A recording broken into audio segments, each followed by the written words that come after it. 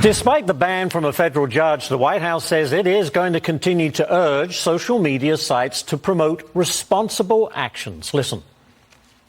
We are going to continue to promote responsible actions to protect public health, safety, and security when confronted by challenges like a deadly pandemic and foreign attacks on our elections. So we're going to continue to do that to promote that in a responsible way. Our view remains that social media platforms have a critical responsibility to take action or to take account of the effects of their platforms are having to the American people. Or you could say we want them to say what we want them to say. Jeff Landry, the Louisiana Attorney General, joins me now. Attorney General, great to see you. And in fact, you spearheaded this ban. Well, now the DOJ has already appealed and has asked to put that court order on hold. I mean, does this case make it all the way to the U.S. Supreme Court? What do you think? I think it does. Look, I've been saying since last year that this is arguably one of the most important First Amendment cases, certainly in modern history. I mean, what we're seeing is a transition from the real and physical public square to a virtual public square, and the First Amendment should be transposed from one to the other. I mean, you don't get an exception to the First Amendment because we have a pandemic. You don't get an exception to the First Amendment if we're at war. I mean, for all of our history, the government has been able to maneuver around that without suppressing the rights of its citizenry. And under this court case, this judge does an unbelievable job in 154 pages of laying out how the government is trying to muzzle its citizens. Yeah, and they kind of hide behind, say, the COVID issue because they use that clearly to curb any views of which they disagreed with. And I think that kind of shook up the social media companies who felt, we've got the administration on our back, so they caved to them. And that's, to your point, that's a dangerous precedent to set. That's correct. I mean, look, that's a violation of the First Amendment. If the government creates an agency, if they coerce some person, some private actor, to basically engage in conduct that otherwise they would be prohibited from under the Constitution, then guess what? That's a violation. We've got plenty of Fourth and Fifth Amendment cases that the Supreme Court has handed down in that vein, and that's what the judge found.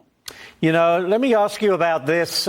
President Obama's Attorney General, going back now, Eric Holder, he's also weighing in on the ban. He calls the decision from the court stupid and potentially dangerous. I don't understand that. How do you respond? Look, again, that's what they like to confuse this. Nothing in this order prevents the government to giving out and putting out information to its citizenry. No one's trying to silence the government. We're just trying to keep the government from silencing citizens. Yeah, that's a very good point. So to your point, it's not dangerous at all. No, it's not dangerous at all. The government is free to go out there. The problem is that the Americans have lost more and more credibility with the government. In other words, they just don't believe the government anymore. Right. Why? Because the government does things and then they do one thing and then they do another. They say one thing and it turns out not to be true.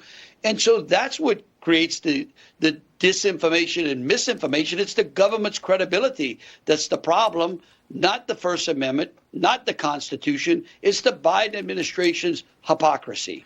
I'm interested, Attorney General, how did you end up spearheading this? I mean, obviously it's something that's very important to you, but how did you end up taking the lead? Well, look, back then, now U.S. Senator Eric Schmitt was the Attorney General of Missouri. Him and I and our staffs basically worked on this legal theory, and we used case law from Fourth and Fifth Amendment cases where we said, well, wait a minute, if the government creates an actor, if they go to a private citizen, ask them to go into your home and search for something that they believe, some criminal activity they believe you're engaged in, then guess what? That's a Fifth and Fourth Amendment violation. However, it's the same here. When the government goes out and acts a private actor to basically infringe upon your First Amendment, that which they couldn't do on their own, then that is, again, a violation of the First Amendment. That's the legal theory that this case was based around. When we filed it, they said they were going to run us out of court. And then all of a sudden, the judge granted us discovery. Remember, we deposed Dr. Anthony Fauci right before Thanksgiving, Right. Elvis Chan with the FBI, and look at all of the things that we found. Yes, indeed. We'll have to leave it there, Attorney General, but we're, of course, going to be following this very closely indeed. Thank you for joining us this morning. Thank you.